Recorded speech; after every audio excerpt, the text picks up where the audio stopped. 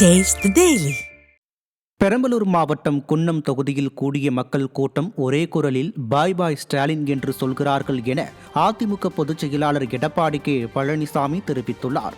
இது தொடர்பாக அவர் வெளியிட்டுள்ள அறிக்கையில், குன்னம் தொகுதியில் கூடிய மக்கள் கூட்டம் ஒரே குரலில் பாய் பாய் ஸ்டாலின் என்று சொல்கிறார்கள் என்றும் 2026 அமையப்போவது மன்னராட்சி அல்ல, மக்களின் ஆட்சி, அதிமுகவின் ஆட்சி என்றும் தெரிவித்துள்ளார். புதுக்கோட்டை மாவட்டம் அறந்தாங்கி அருகே அரசு மருத்துவமனை சீர்கேட்டை கண்டித்து பொதுமக்கள் ஆவேச போராட்டத்தில் ஈடுபட்டனர்.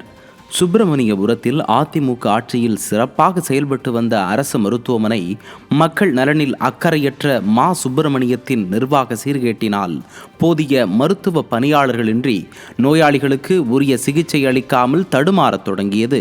இது குறித்து பல முறை புகார் அளித்தும் விடியா அரசு நடவடிக்கை எடுக்கவில்லை. இதனால் பொறுமை இழந்த பொதுமக்கள் மருத்துவமனை வளாகத்தில் காங்கிரஸ் கொத்தடிமை திமுக அரசிற்கு எதிராக ஆவேச கருத்துக்களை எடுத்துரைத்து காத்திருப்பு போராட்டத்தில் ஈடுபட்டனர்.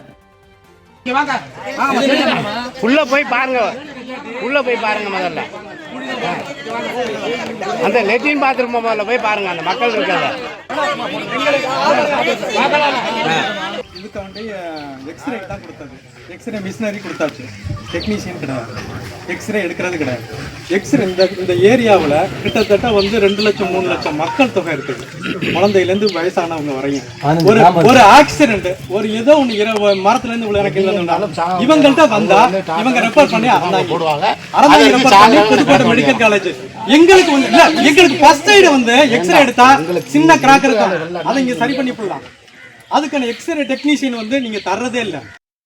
திண்டுக்கல்லில் தனது நிலத்தை முறைகேடாக பதிவு செய்த பத்திரத்தை ரத்து செய்ய கோரி விடியா திமுக அமைச்சரிடம் இளைஞர் மேடையிலேயே மனு அளித்தார். பாளையங்கோட்டையைச் சேர்ந்த சுப்புராட்சி என்பவரின் பட்டா நிலத்தை செந்தில்குமார் என்பவர் முறைகேடாக பத்திரப்பதிவு செய்ததாக கூறப்படுகிறது. இது குறித்து பலமுறை புகார் அளித்தும் அதிகாரிகள் நடவடிக்கை எடுக்காததால் ஆத்தூரில் விடியா திமுக அமைச்சர் ஐ பெரியசாமி பங்கேற்ற விழா மேடையிலேயே இளைஞர் மனு அளித்தார்.